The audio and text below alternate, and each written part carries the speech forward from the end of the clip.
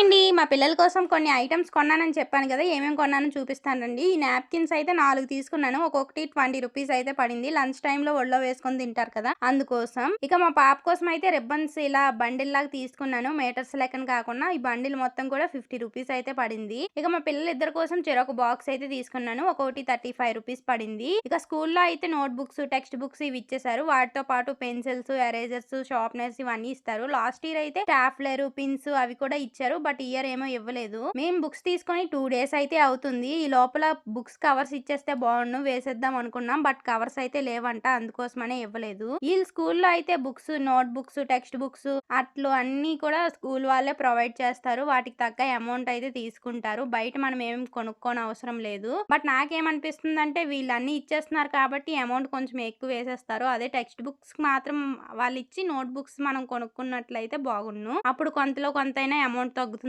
ఇక మా పిల్లల కోసం తీసుకున్న బ్యాగ్స్ అయితే ఇవే. ఇంతకీ మీ పిల్లల బుక్స్ కోసం ఎంత అమౌంట్ పడిందో అన్నది కామెంట్ చేసియండి. అలాగే వీడియో నచ్చితే ఒక లైక్ చేసి మరిన్ని ఇలాంటి వీడియోస్ కోసం మన ఛానల్‌ని సబ్స్క్రైబ్ చేసి ఫాలో అవ్వడం అస్సలు మర్చిపోకండి. Thank you for watching. By by.